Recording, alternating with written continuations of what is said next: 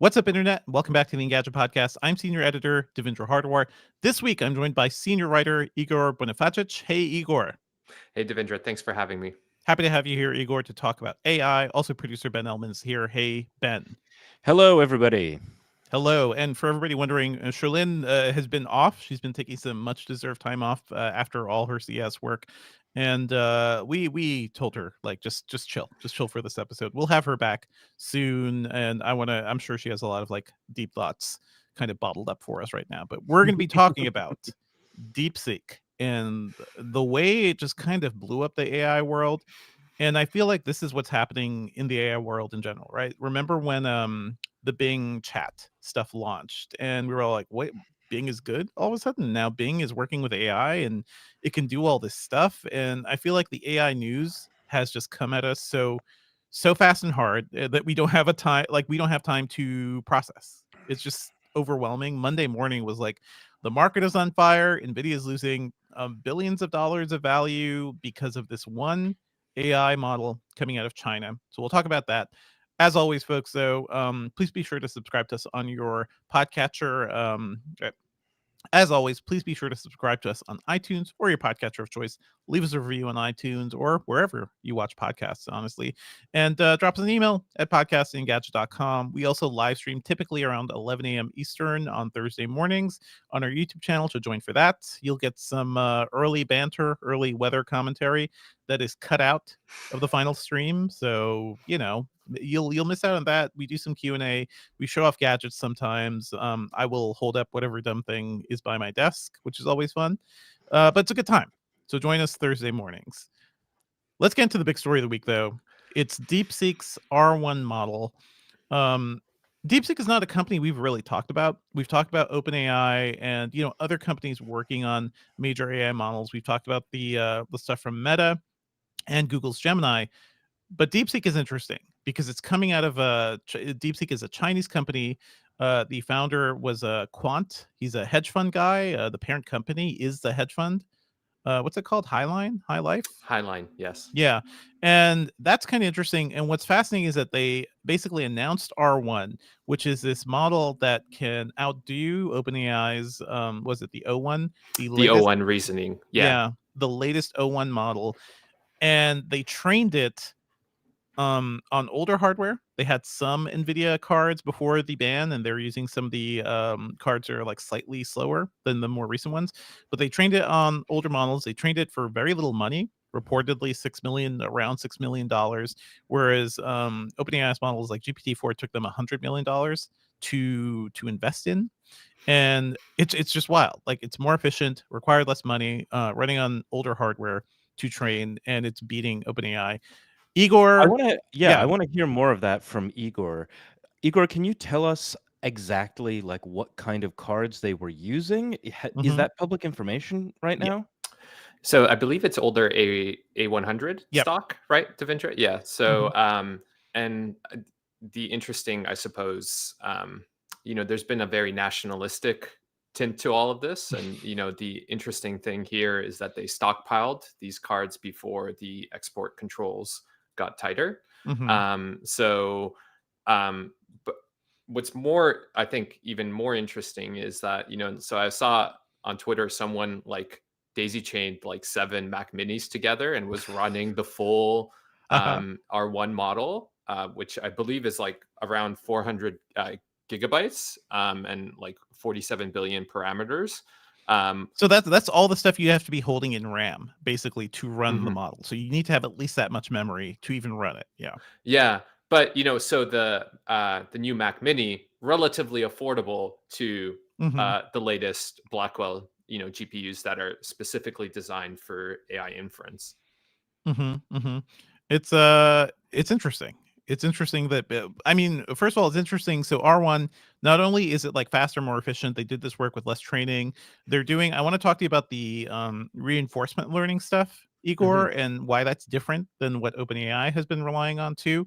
But essentially, like, this thing is quote unquote open source, because there's even debate about that. It's open source in the way that you can see the source code, you can download it, run it locally if you want.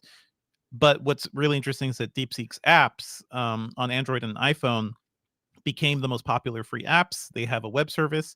The big red flag we want to talk about there, because we've talked about data security and privacy when it came to TikTok, is that those things are all going to Chinese servers, and there are worries there. There are worries about what they're doing with your data. Just today, there's a story that hey, there's actually a massive leak in DeepSeek's database, and it's revealing prompts and internal data. So be careful of what you're doing, folks. If you can run it locally, because there are smaller models that you can run locally.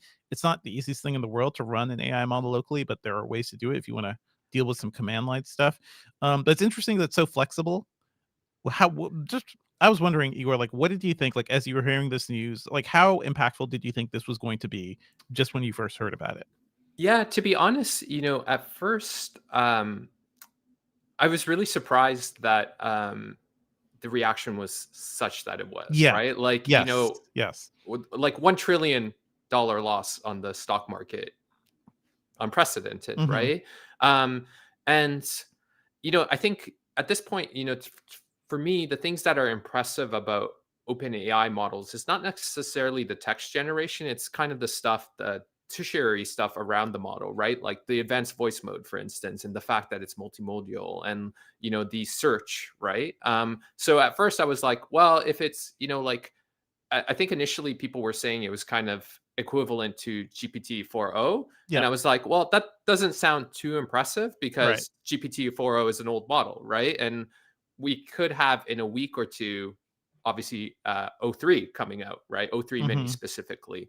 But now, the reaction from OpenAI has been really interesting, right? To the point where, so they said O3 Mini is going to be available to free users, right? So you don't need the plus plan or even the pro plan, which is $200 a month, right? And so Wild. Yeah. wild, right? That they would make their frontier model, their next generation frontier model, available to free users, right? And I think that's really telling. What's also really telling is, and I have to be careful how I frame this, Mhm. because they haven't explicitly accused DeepSeek of distillation, which we'll get into what that is in a second. But right away there is, like I said, there is that kind of nationalistic slant of, oh, Mhm. is it a national security concern, right?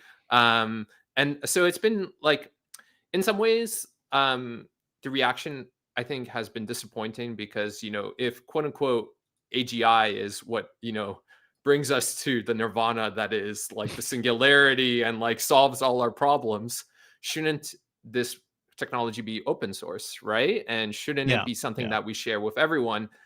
It shouldn't be monopolized by a company, in the case of OpenAI, that is reorganizing to become a purely for-profit entity, right? Mhm. Let's make no qualms about, like, it's moving away from its nonprofit nature after it said it wouldn't move away from that, right? So yeah, I guess it's been, the more I've learned about it and the more I've read into it, I think I've heard someone say that this is a Sputnik moment. And by that they mean, like, I think, I think it was Mark Andreessen who said it's a Sputnik moment. Yeah. yeah, or effort, yeah. So whoever's, I think Mhm. that is interesting framing, So because that is the leapfrogging of a technology by a foreign, like a thing we're all competing to achieve. A foreign Mhm. country has leapfrogged us, basically. Yeah. Right. And before I became a journalist, I joked that I double majored in unemployment because I studied English and art history. And Hey. one of my courses was like on 1960s America, right? And it was really interesting, like what that led to in the context of the US, right? Which Mhm. was Mhm. huge investments in education, right? But it doesn't, we feel so far away from that moment where that will be the response. And I think what's been disappointing is that the response is, we need to tighten export controls, right? Instead of Yeah. investing in the people that will enable us to leapfrog China, right? Yeah, Mhm. there's something that from maybe the first few episodes of Mad Men that I Mhm. always think about, where they are bringing in some, I think, like consumer, like case study person, and the line is that this person has more degrees than a Russian protractor. Assuming that, like, maybe Russia just has better tools even down to its protractors than anything.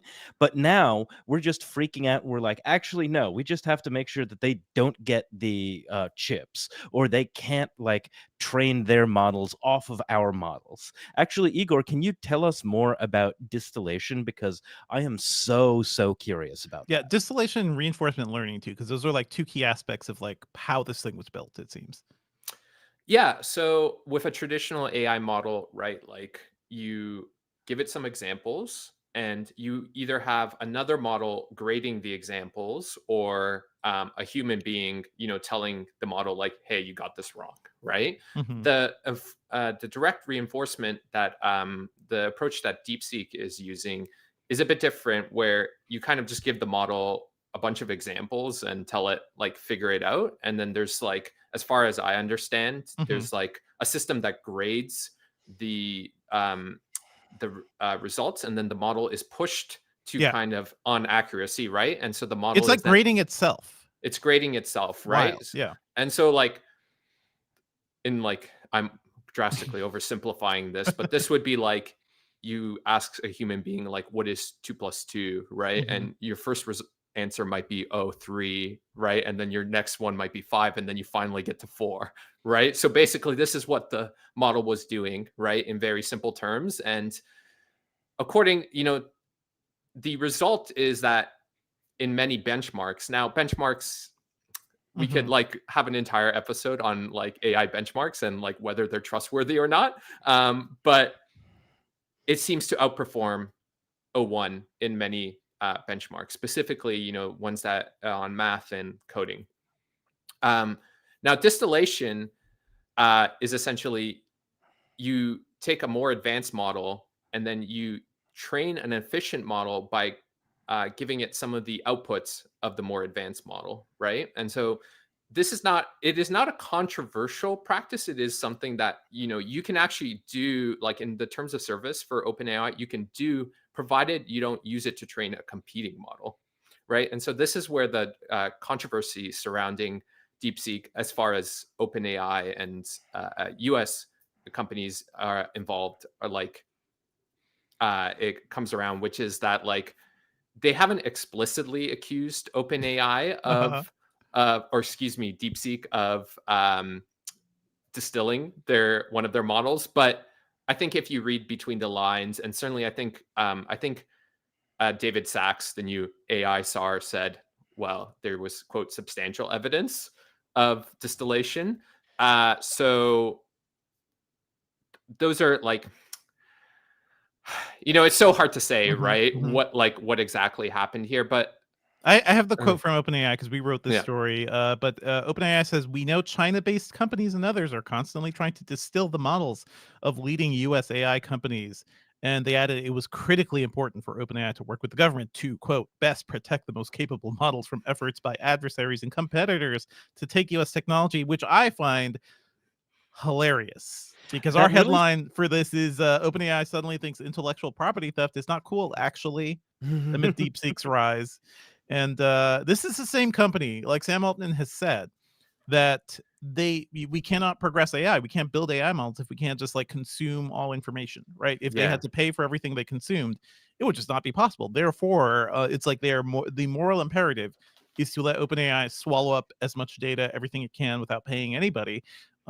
Because what's most important is OpenAI building this model. Now, hey, how the tables have turned, or how the yeah. turntables, I guess. Yeah. Yeah, there's the 404 media headline: OpenAI furious DeepSeek might have stolen all the data OpenAI stole from us.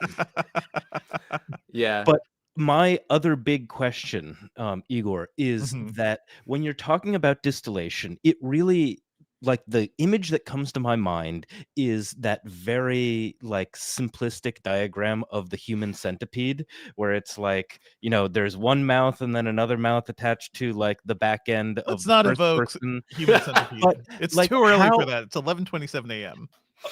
okay, it's 11:27 a.m., but I need to know. So how are we not getting bad data to train this other model when there are so many examples Mhm. of OpenAI and like basically every other LLM getting obvious things wrong. So if you're putting kind of wrong stuff into a new model to train it, how does that work? Yeah, so that's a really great question because, so what some people have posed as the quote unquote smoking gun that DeepSeek plagiarized Mhm. OpenAI is that in some instance there's screenshots of people asking DeepSeek what it is, and it's like, oh, I'm a ChatGPT, right? And Okay. but so you have to think about that, right? It's like it could have ingested that organically, right? Mhm, Because mhm, presumably it had, they sent it out to crawl the internet and like gather all this information. And in doing so, came into contact with ChatGPT, right? Like, and the outputs from ChatGPT, right? So, um, model collapse is something that I haven't like read.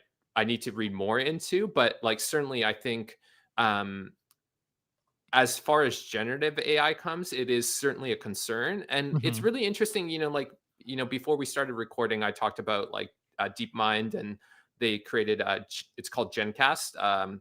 It's a system for forecasting the weather. And the reason it is like so effective is because of the quality of the database, right? So it was basically trained on the best database possible. And I think there is an argument to be made that like so much of like I think AI is really helpful depending on the quality of the information you train it, which is Mhm, obvious. It makes mhm. sense, right? So, um, the better the database and the better the learning set, obviously, the better the results. And then you have in Mhm. instances like like I think Gemini once told people what was it was obviously there was the glue one, but Yeah. there were other ones, right? Like to eat rocks, for instance.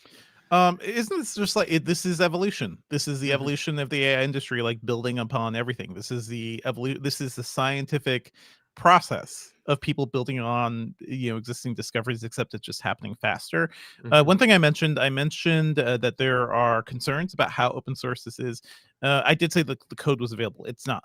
Tim Brew, the the AI researcher who was made famous by being kicked out of Google for her And concerns one of about the it. big Yep. things that she said was, "Hey, maybe we don't need to Yep. use the eat the earth model. Maybe we could train things in a more cost-effective and efficient way." Well, yeah, you can't.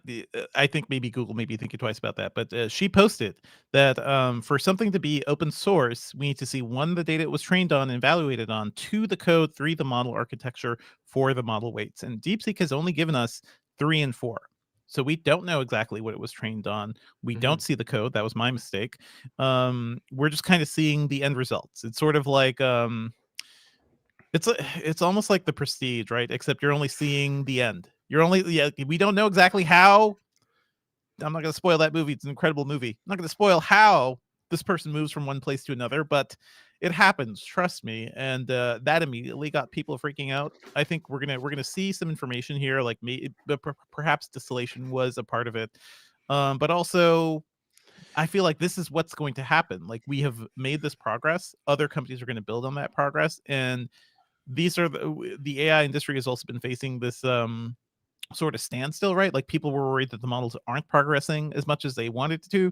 The money that they're requiring is also a crap ton. Sam Altman has said like, oh, maybe we'll need trillions of dollars of funding to really get to AGI.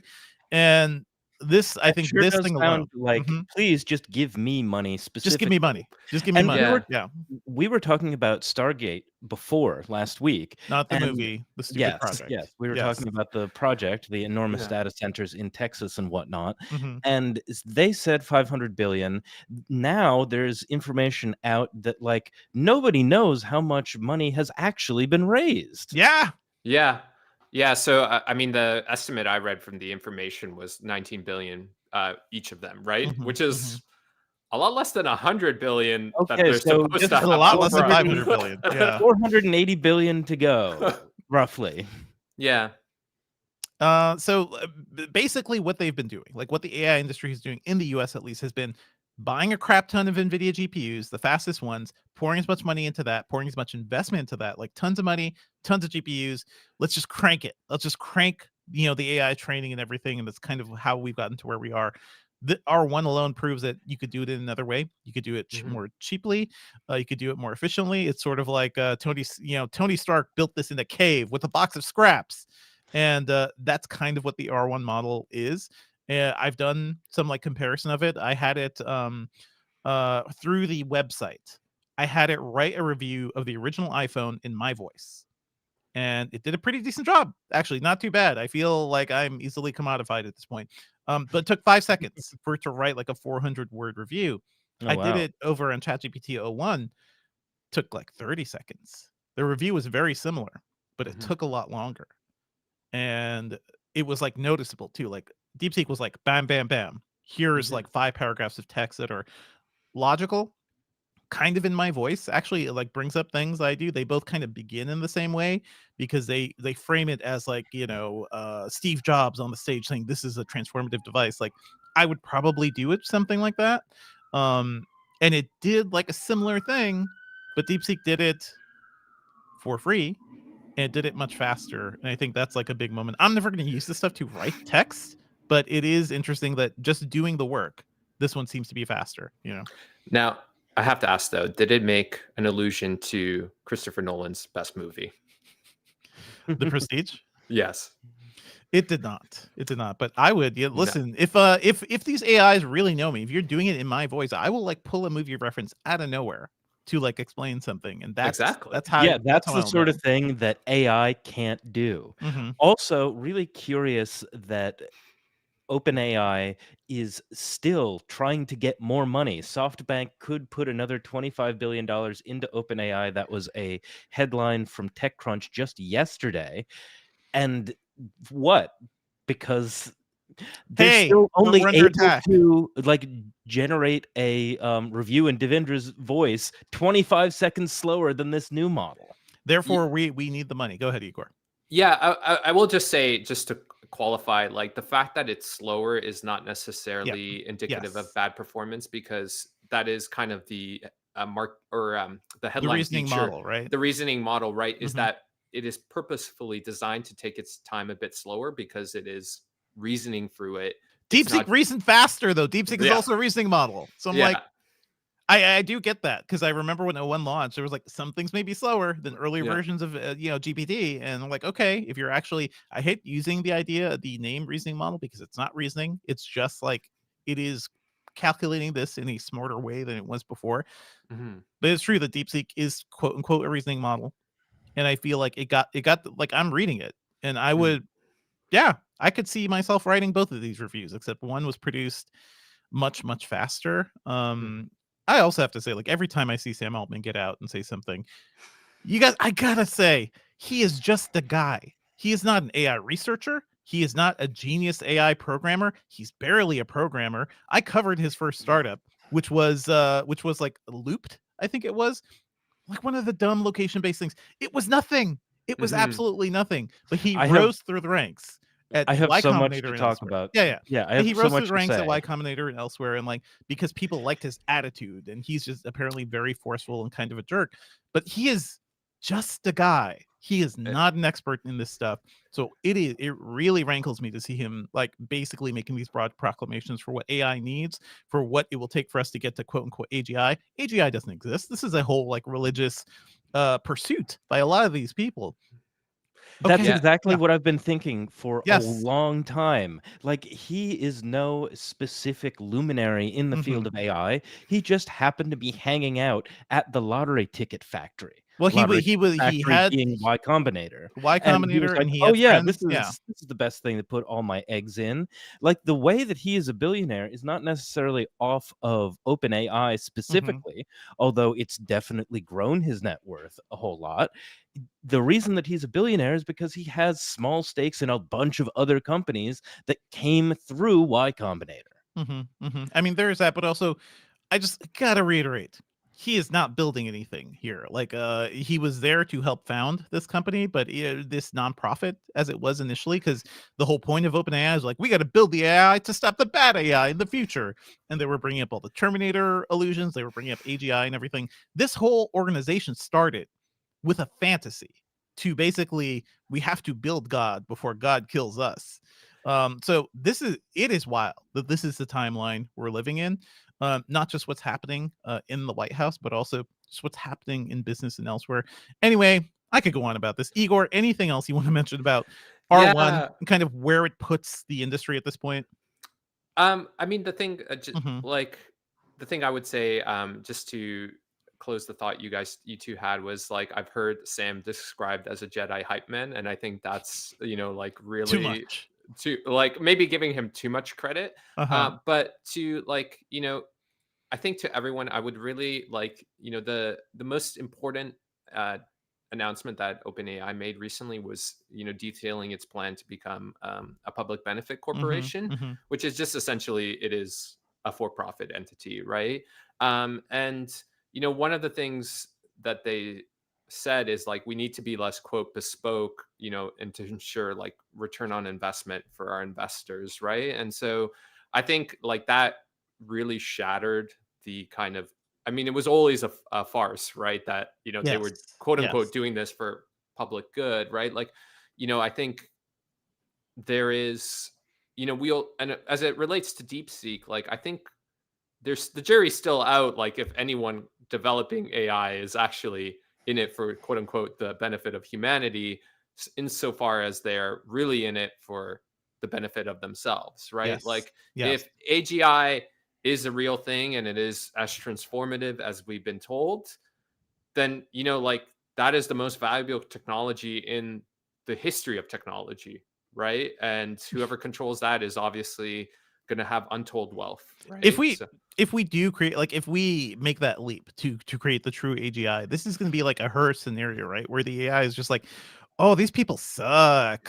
First of all, like, either we leave because we don't want to hang out with you lowly intelligences, or we really have to put a stop to the people who are harming our society, and maybe we should start with the billionaires on top. Just saying. mhm. A true You can AGI would only probably hope. make that calculation. Yeah. Just saying. These guys Yeah. are building their own destruction in so many ways. I want to point out a couple things, just kind of as we wrap this up. Because DeepSeek is open source, or at least because it's open and can be deployed locally, we're seeing a lot of things happen because of that. Perplexity is currently running it on their servers, so they're a service that you can use to run AI models in the cloud right now. You can run DeepSeek on that, and your data going through there won't be going to DeepSeek's Chinese servers. So that's one way to be like test out safely. Hugging Face, an AI. How do you describe Hugging Face, Igor?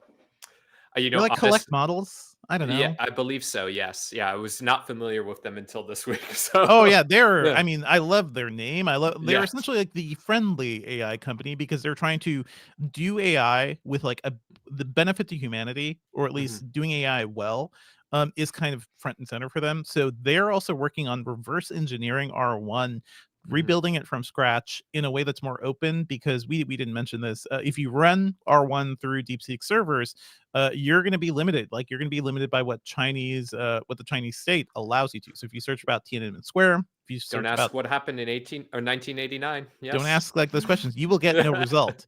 And if you ask about Taiwan, you will get not great results. So that's the other downside. If you're running DeepSeek locally, that will still happen because that's how the model was actually trained, I believe. So what Hugging Face is doing, they're just trying to like rip it apart Mhm, and build a fully open one. I think Perplexity is also working on that.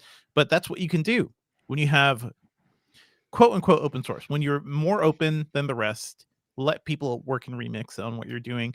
If they actually release their source code, if they show us their training information, it'll be more useful. But because of this vague openness, Microsoft says that they're going to be putting smaller models, smaller versions of R1 in Windows Copilot Plus AI PCs.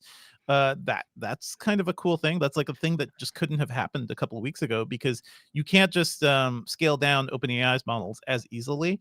I guess there are models you can run locally, but they're not as good from what I've seen. mhm. I bet So, Altman mhm. loved that Oh news. yeah, oh yeah, love that news because Microsoft kind of has like 50% stake in OpenAI at this point, or close to it, like 49%. So anyway, DeepSeek coming to Windows Copilot Plus AI PCs, maybe it'll make those AI features more useful. And yeah, now like this is a thing that people can deploy, other companies can like use in different ways. This is just the beginning. Like this is the beginning of a story, but we're going to see this happen again and again. And I feel like OpenAI will at some point come back with something that's even better. It'll be on top. But now we can look at DeepSeek and we can look at other companies and be like, well, you're not, just because you can't get the same hardware, just because you don't have the same funding doesn't mean you can't outdo OpenAI and these like well-funded American companies. So it is a sea change for the AI world, but I don't think like this is far from the end of the story. Igor, thank you so much for breaking this down with us. Are you working on anything around AI that we should be paying attention to soon? Yeah, so I'm doing like a deep dive into the reorganization that OpenAI is going through. So I've like talked to a bunch of legal experts, and it's been just like really fascinating. Like, they're like nerds in corporate law, and they were all Mhm. like kind of chomping at the bit to talk about really nerdy stuff that like involves the Delaware Chancellery Court, and like stuff that like I think we are on the periphery, and frequently Delaware obviously comes up in a lot of our reporting when, for Mhm. instance, when Elon Musk went to court over Twitter, right? So just like kind of learning the ins and outs of that has been really fascinating, and how so much of, I guess, all of these organizations is decided by these laws, right? Mhm. Mhm. All right, thank you so much. Let's move on to some news from around Engadget. And actually, we had more time to plan. I didn't know this review was launching today, but Sam Rutherford, our very own Sam, has reviewed Samsung's Galaxy S25 Ultra. And he's given it a high score, but his headline is like too much AI, not enough Ultra. So it almost seems like he's a little disappointed, but it's 89 out of 100. Still like a very good, versatile phone. His summary is for 2025, Samsung's AI features are a bit more powerful and easier to use. However, aside from a faster chip, a new ultra wide sensor, and a few cosmetic tweaks, it looks and feels very similar to last year's model, which makes the S25 Ultra a less impressive update than it should be, considering it starts at $1,300. All very good points. Very good phone. I don't know if you have any thoughts on this one, Igor or Ben. Yeah, I mean, it kind of seems to me kind of the, dare I say, like the RTX 5090, right? Which is, like, Yeah, or yeah. more so probably the 5080, right? More Because so the the 5080 from 5080, what I'm seeing. because Yeah. yeah, the reviews of it have been really mixed, right? And I've seen uh, some reviews. I have not had a 5080 to test out yet. So we are hopefully getting the 5080 and 5070 soon. I'm more geared for the 5070. But yeah, the 80 apparently it is not that much faster than the 4080 Super. super. It's the same price. It does have more DLSS 4 features, but wasn't the like not a huge leap apparently. Yeah, and the frame gen, if you're Hmm. going starting from like 30 frames per second as opposed to like 60 or 90, it looks a lot worse at 3 times, right? But I don't know what you'd be starting at 30 though. Like that is still an insanely powerful card. Like I was using the right. 4080 Super for a while in 4K. Like if you're still getting past 60 FPS even with ray tracing and everything flipped on. Yeah. Yeah, I'm maybe in like RT Overdrive on Cyberpunk is probably like I was doing Cyberpunk just fine. I was on the hitting yeah on on the the 4080 5090 Super. though.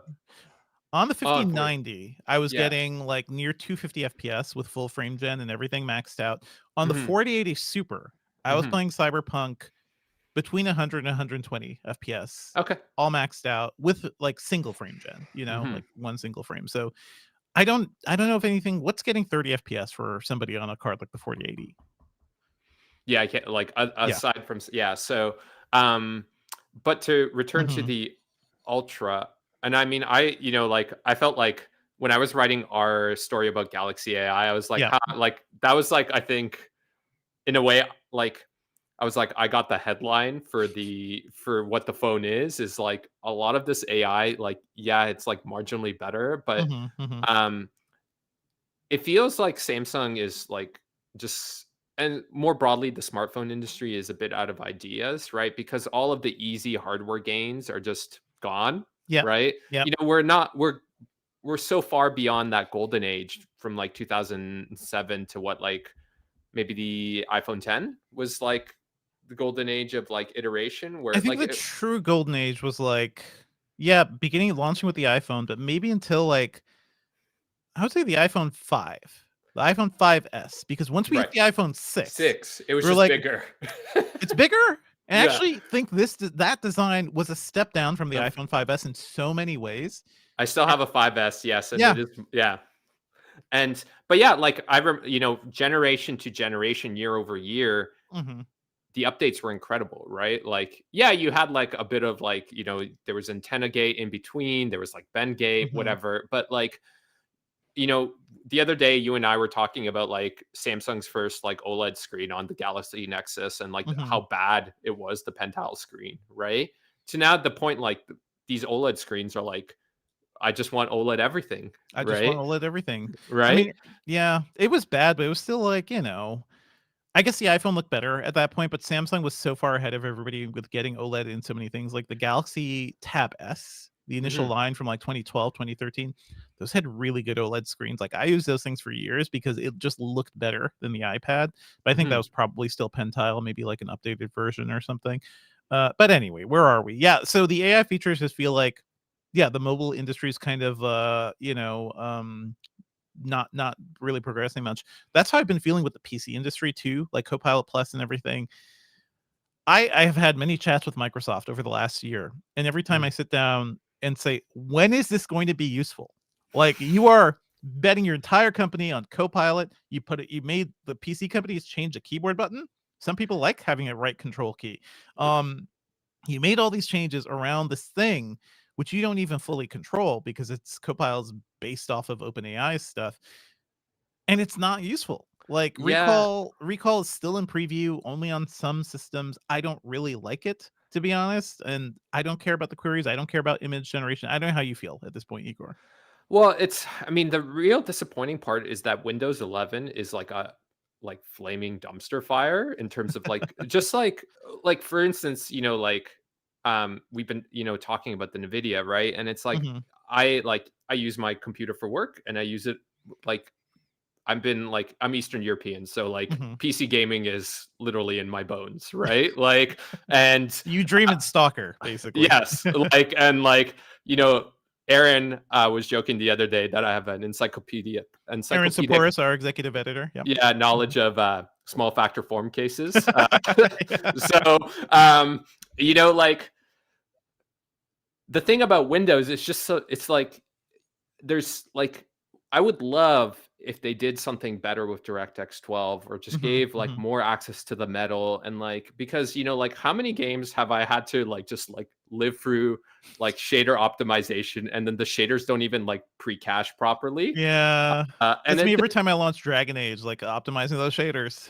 It's gonna give me take some time. it Just give me a takes and then second. you still get shader stutter, right? And it's just like what are we even doing, guys? Like Mhm. can we not focus on the things that people are actually using your PCs for No, but I now? spent all this money on this AI, and I really gotta use it. Like, I've spent billions of dollars on this AI stuff, and let me tell you, Microsoft, a lot of these companies feel like the dads, I don't know, 40-something dads, I see a lot of them because 'cause I'm one of them. It's like, "I Mhm, got this new grill.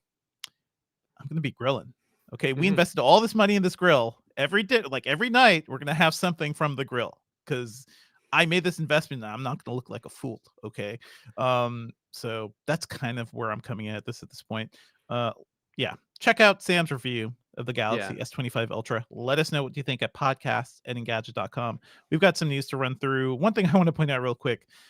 In other news, when I say the word Incension to you guys, Incension, what do you think? What does that make you of what does that evoke in you? Incension. Like Is Christopher incense? Nolan finally giving us a sequel to Inception? No, David Goyer, the former collaborator with Christopher Nolan, seems annoyed that he was not tapped to work on Inception. That's basically what it is. Like David Goyer is starting this thing. It is a new science fiction franchise, which sounds absolutely stupid. And it's a part of so Incension is the company. David Goyer, the writer of Blade and Dark Knight and Batman Begins, co-writer, is also launching the sci-fi series called Emergence. Incension is essentially this thing built on AI and the blockchain to help Hollywood build new franchises and also bring in fan contributions to help power those franchises. And I swear this is one of the dumbest things I have seen in a press release in a very long time. Like every sentence of this press release was just very, very stupid. Incension describes itself as, quote, a new blueprint for building modern franchises where IP holders, communities, and agents collaborate seamlessly in an endless playground rooted in real IP, end quote. Because that's the problem Hollywood is facing right now. Nobody knows how to manage their IP properly while also monetizing fan contributions. Um, So dumb. So dumb. It's all managed by the blockchain, by the way. Like all these little fan arts or whatever is gonna make your IP better. It's gonna be blockchain managed. So we will know who made it and we can pay them appropriately because Hollywood also likes to pay people appropriately. Ben, Igor, what do you think? What do you think about this concept? This sounds like gobbledygook, dude. It does. Whenever people talk about blockchain, that's what it does. But David Goyer, he doesn't need this. He's getting money from writing for big franchises. Show ran Apple TV's Foundation show, right? Like that's him. He doesn't need that. What is he doing? Maybe he's trying to fashion himself into like Hollywood, like tech luminary sort of thing, Mhm. like working on like high concept movies and sci-fi TV isn't enough for him. He needs to be the Steve Jobs of Southern California. It is true that he was sort of the guy who helped kickstart a lot of comic book movies, like back in the day, like the original Blade. We were not really making many comic book movies in the 90s. So Blade 1, X-Men 1, like these are things that kickstarted like where we are with the MCU. He was kind of a pioneer in that respect. He was always a shitty writer, so take that for what you will. But he is saying that he's played around with ChatGPT and Midjourney, and he thinks like he is really interested in how AI could be used as a tool. I sort of am as well. He says that this won't take away jobs, that this will just build creativity. The whole like Incension is also working on an AI agent that people can work with to come up with ideas, story ideas, and whatnot to help build his franchises. And his franchise Emergence sounds dumb as hell, by the way. Like it's about imagine a universe where there's a white hole, not just black holes. There's a white hole where things come out of, like ships and future technology. Wow. Okay, so it And is we don't literally the know. mirror image of black hole. And we don't know who made that white hole. We don't know where that stuff is coming from. It's up to us as the community who is engaged in the IP of Emergence to tell this story. It is such a backwards way of thinking of how fan contributions work, right? Like fandom, I'm big into fandom. I've read so much fan fiction. I love going to Comic-Con. Fans participate in things that they love, built by creators who put their heart and soul in building characters and stories that they actually care about. It's not this like big AI blockchain mush of garbage IP, which is how I'm kind of reading this. Am I being too harsh? I don't know. For those who are listening to the podcast, you didn't see me like just put my hand into my head because this is, like, why are we reinventing? Why are we doing this? Why are we doing, guys? What are we doing? Like, Mhm. You don't need the blockchain to find, to ensure who created this content gets paid. It's called just a database. You do need the blockchain if you are a blockchain company named Story. Story blockchain is also powering Incension and all this. This is giving me real Quibi vibes, but I had to put this in my post. Like the thing about Quibi, that was also another like tech first thing for a thing we didn't really need. But they raised nearly $2 billion in funding. Like they raised money from real companies. This company has raised some money from the A16Z crypto fund. And Quibi was also backed by like Jeffrey Katzenberg, like Hollywood elite. And it failed in like weeks. It failed immediately because our part of that was was the so hard. pandemic. Maybe. No. Did you actually watch the Quibi shows, Ben? Oh no, I didn't. So who did? Whoever did. I did, and I reviewed it, and it was shit. It was garbage. I will say, at least Incension allowed me to write this very first sentence, and I think it's one that I'll think about for a while. I wrote, "You'll only need to remember the name Incension for the brief moment you're reading this post, because you'll likely never have to think about it again." That also goes for this podcast segment. So, Incension. So speaking of other nonsense, can you tell us a bit more about Helion? Helion. Oh, yeah, talking about things that probably will never exist, sort of like AGI, sort of like that. Let's talk about fusion power. A private startup called Helion aims to have a working fusion reactor by 2028. Investors include Sam Altman, Peter Thiel. I believe Microsoft has also invested in them quite a bit too. Yeah. And this is really, really linked to the idea that, like, prior to Monday, the AI logic was we need more data centers, we need to cover the earth in computing power, and what's going to power those data centers?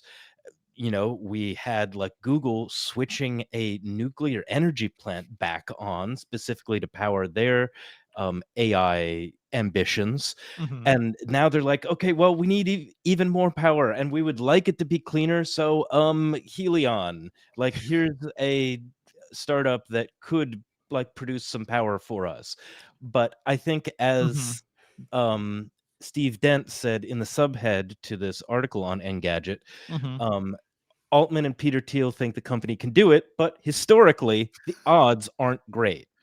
Then there's this Mhm. bit from an interview with Altman in Bloomberg, where Altman is just doubling and tripling down on the idea of Helion. The interviewer says, in the short term, is there any way to sustain AI's growth without going backward on climate goals? Altman says, yes, but none are as good, in my opinion, as quickly permitting fusion reactors. I think our particular kind of fusion is just a beautiful approach. Excuse me. Our particular kind of fusion is just a beautiful approach that we should race toward, and that should be done. That Mhm. should Mhm. just be done. It Sure. sounds like he's just trying to will this into That's existence. how these guys work. And That's how a lot of this stuff has happened, basically. Like, he has the force of will of, you like, can't will physics into existence. You this is can the will thing they say concepts Steve into Jobs existence. had too, like his reality perception field to just like, you're gonna do it, right? You're gonna do it. This company, by the Reality way, distortion field. distortion field. This company has been around since 2013. This most recently, it raised $425 million in funding. So that's more than $1 billion raised for this thing. It's now valued at 5.4 billion. We don't know how well this will work. I do think like maybe somebody this is more probably achievable than like whatever the mystery god of AGI is. In China, there's also something called the artificial sun that people are working on, and I think it just had like a really massive burn that people are talking about. Like that could be a significant thing. The only information about that comes from Chinese state media, so I don't know. We don't know what we can trust about that, but yeah, if whoever figures this out, like you pour billions into this, if you figure it out, you're like set. You are Yeah. set to create money, essentially like limitless energy and also pollution-free energy. So we shall see. We shall see. What's the next thing? Can I Mhm. just say something? Yep. Yeah. So I'm also working on a feature about like the nuclear power angle of this. And Nice. Nice. what's really frustrating about this is that the climate crisis is perfectly solvable with Yep. the current technologies we have right Yep. now, right? Like between nuclear and wind and solar, we have all the tools we need. And what I think these kind of solutions get lost in is that like it's really easy to think of this as like a silver bullet, right? Hmm. Instead of thinking about the hard problems of like permitting and getting like local government support and like getting the public on board with these and making it easier for us to deploy these existing technologies, Hmm. right? And it's so I think this is so frustrating because like the climate crisis requires hundreds of different small solutions for us to like make to have any chance of addressing it, and yet we're spending all of this money on this moonshot, what is effectively a moonshot, just like carbon capture, right? Like, Sure. Sure. and it's just so frustrating.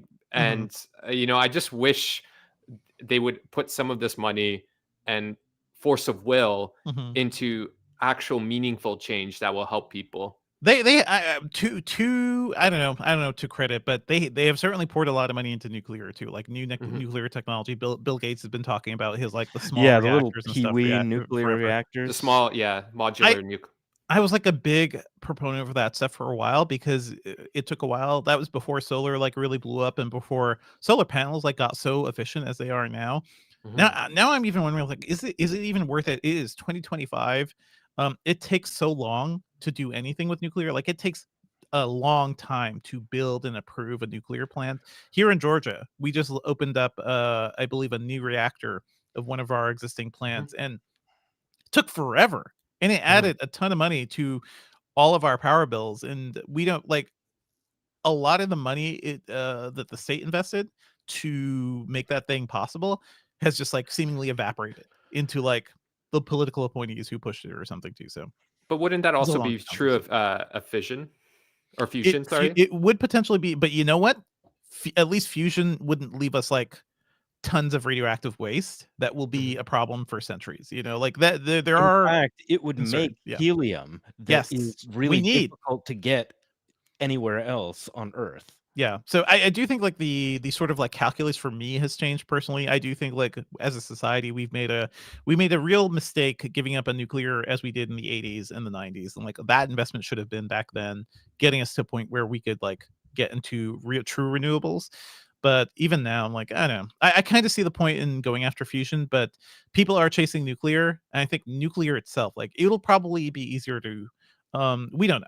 We don't know what it would be, but if somebody does fusion, right? The cost of like setting up is not like what do we do with all this waste? It's more Mhm. like what do we do with all this bountiful, precious, precious resource that we actually don't have enough of in this on this planet. So anyway, complicated subject. I want to get you back for this, Igor, because we should talk more nuclear. We should talk about new energy stuff. How about something really dumb?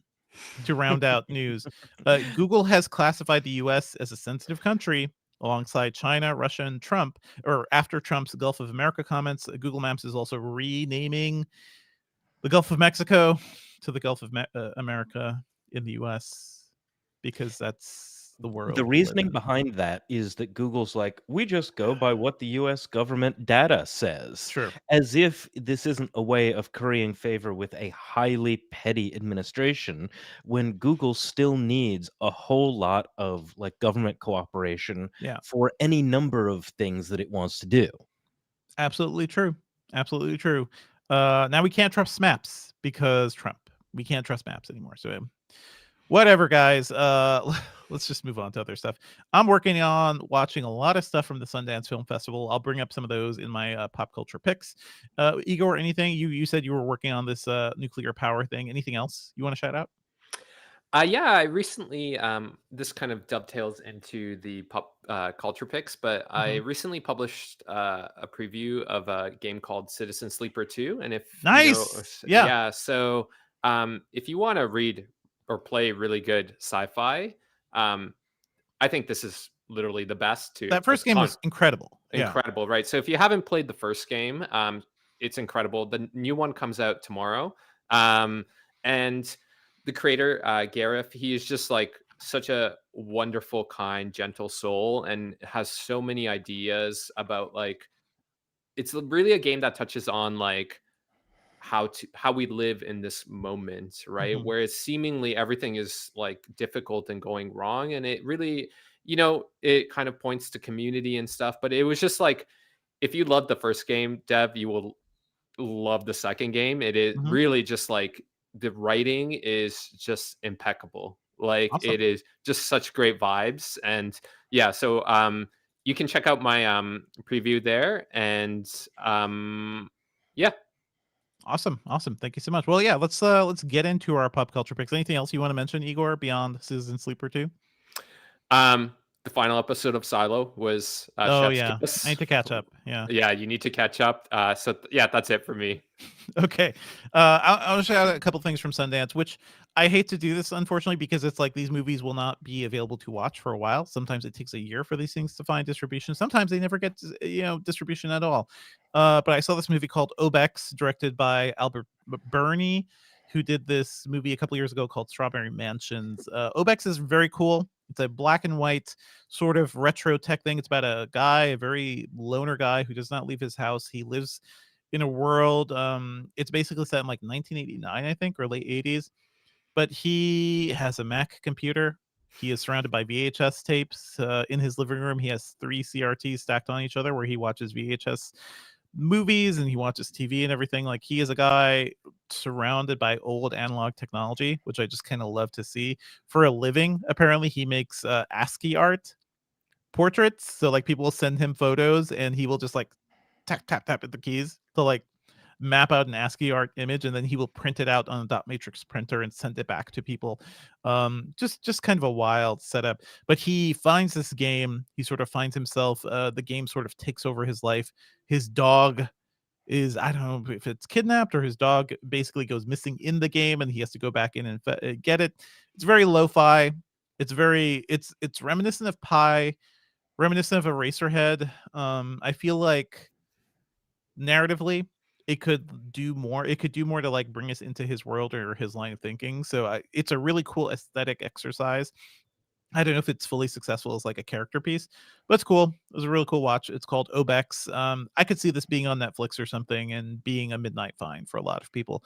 I also saw this movie called Luz, which is a production across China and France. Co-stars Isabelle Huppert, which is wild. Also, like French cinema icon Isabelle Huppert is in this, and it's about a girl who two people who use this VR world to find a sense of community and identity, and in their own lives, they're like kind of disconnected from the world. It's about a girl who's trying to reconnect with her stepmother, Isabelle Huppert, who is dealing with some sort of illness, and about a guy who is sort of, I don't know, a bouncer or somebody who's working for a nightclub who is trying to reconnect with his lost daughter. And the only way he can do that is via live streams and potentially this VR world.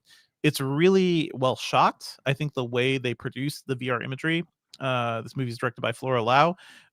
It looks incredible. I feel like this is going to be a big like art house contender at some point. I just wish again it had like more time for emotion, more time to tell us about these characters. But this movie, I'm hoping to write up a review about Luz because I think it's very interesting. At least, Ben, anything you want to shout out from your end? I've been watching some weird anime. Sure, tell me. Give me one. Have you heard of a show called Sarazanmai? No.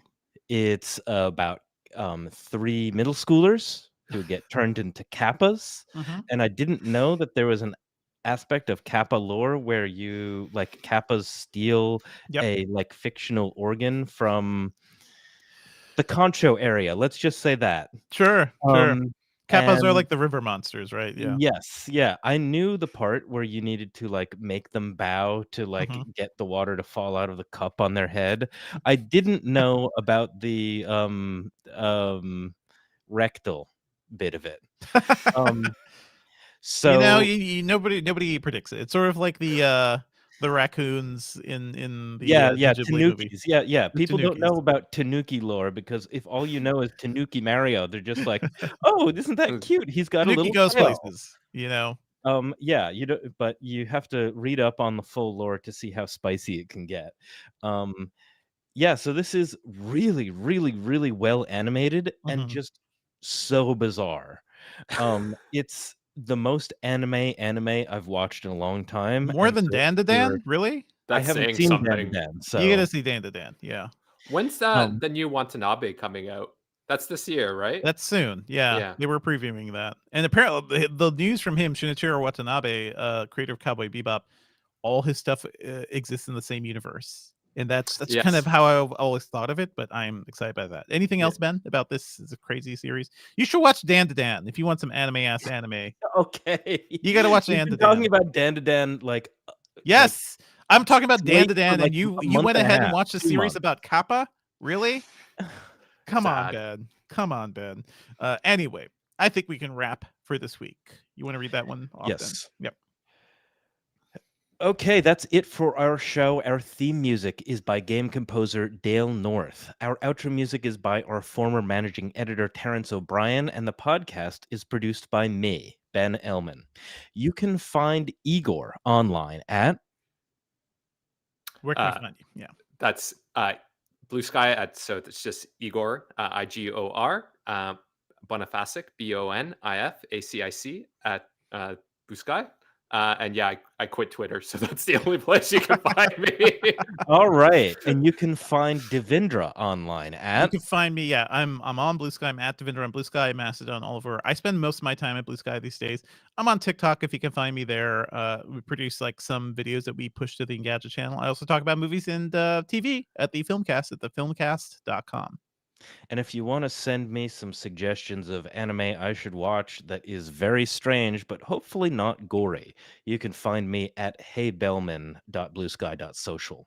Email us at podcast@engadget.com. Leave us a review on iTunes, because I promise you, as the producer, that helps. And subscribe on anything that gets podcasts. That includes Spotify. Thanks, folks. We're out. What's up, chat? I'm gonna run to the bathroom. You guys can Yeah, talk we've to chat. got like a bunch of really quick chat stuff. Igor, this is your first time on the show, but like I am usually like chat captain, so I'm like Mhm. Please. banking stuff that people said. Um, and so what did people say? Y, just the letter Y says, we be getting human centipede analogies this early. This episode's gonna be good. Mark Dell says, I haven't had my coffee yet, Ben. It's too early. Do we need an Engadget at Night podcast? I think I so.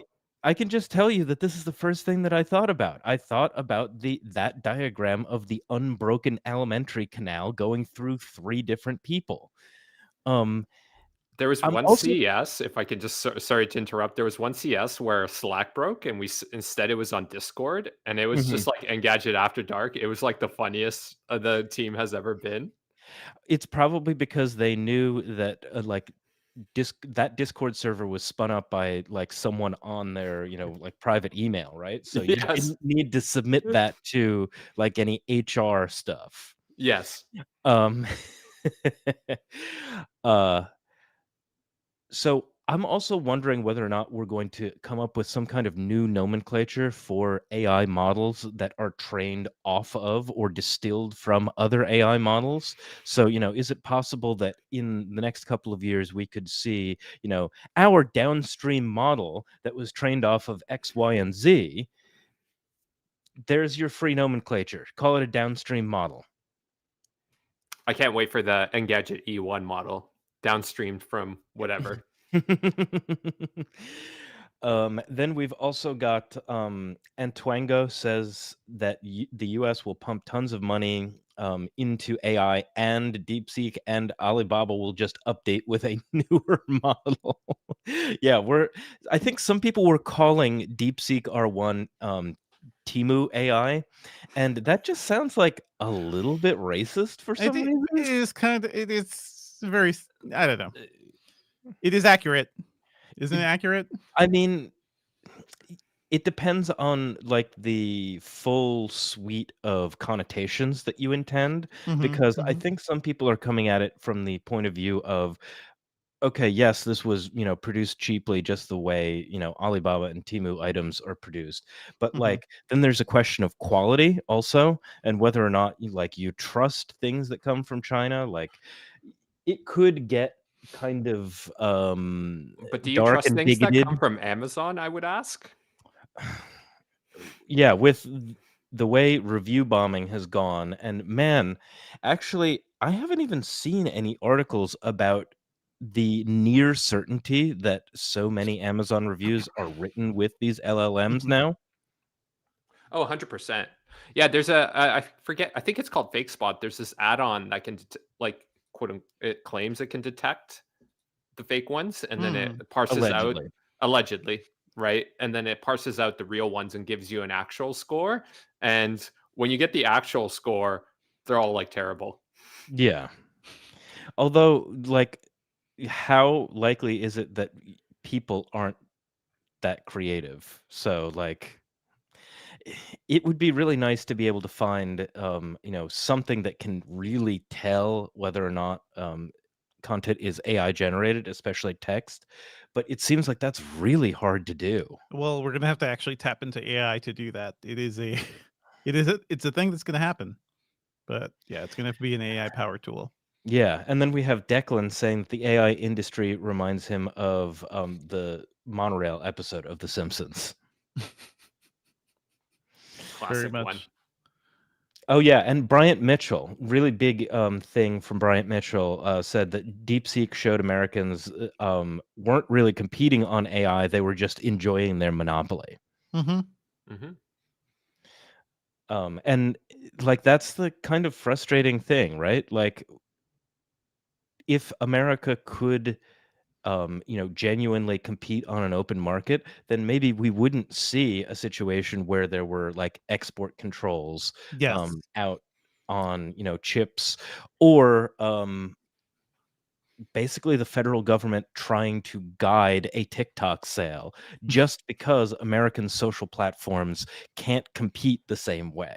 Mhm. Like Trump is just basically like, Larry Ellison, you should buy this, despite the fact that Larry Ellison and Oracle have been trying to get the government to repeal Section 230 as a way of like trolling Google, because up until like these last, I don't know, few years where Oracle was in the running to buy TikTok, Oracle had no ties to content. So they didn't need Section 230. Mhm. They wanted to like stick a dowel rod in the spokes of everyone else's bike by saying, ha ha ha, like you need to be responsible for everything that are posted on your social platforms. I wonder how Larry Ellison feels now that he is kind of being railroaded into going into the content business. This is what you wanted, Larry Ellison. Deal with it. I don't know. Such a mess. Yeah. I see a question Also, about custom feeds in Blue Sky. I'm actually not sure, Mo Esquire. I'm not even sure if that's possible yet. what do you mean custom feeds? Like I have custom feeds in terms of like I sort people by their coverage Mhm, area. mhm. So like I have one feed for just like everyone I know who works in radio, and another feed for like a bunch of people that work in tech. No, I like don't how do you make the field? It like I'm seeing users making feeds, so clearly Well, yeah, and I'm I'm just seeing not sure how starter to. packs, but Yeah. I just make like Mhm. feeds for myself. The one thing that I'm really curious about, though, is why they don't allow you to follow people via a private list. Because I think that everyone's lists are open on Blue Sky right now. And I'm not sure that's such a great idea because Mhm. remember like years and years ago when we would have that problem of like, retweets aren't endorsements, follows aren't endorsements. Um, Sometimes reporters need to follow people with like really weird ideas because they're That's true. Yeah. people deep Secretly in follow the somebody. fever swamps of the right wing or the left wing, You gotta and do that it with a is shell account, basically, or well, yeah, something. do it with a Yeah. shell account or like give us the possibility of doing private list follows so Mm, that you can, populate that with whoever you want and that's a good call. Yeah. keep up on your sources, but also like not have to be taken to task for just trying to do your job. I think you can make a column of just one user's stuff without following them. That's like one Mm. way to do it. So you just see all their. Okay.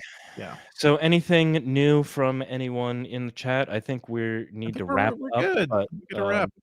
Thanks, folks. This was a good one. This was a live one. Thank you, Igor. Happy to have you on. We're going to get you back to Thank talk you for about having me. whatever.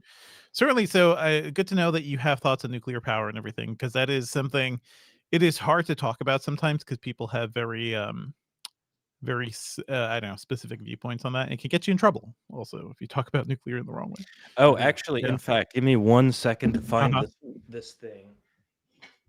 We should So I definitely have a segment on the new Watanabe anime when that comes I out, because I'm mean, sure he'll have. I want to talk to Shinichiro Watanabe and just Yeah, like bow down to him. yeah. But yeah.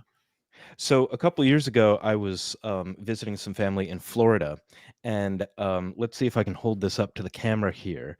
It might be flipped, but it is a belt buckle that says Shoreham Nuclear Power Station.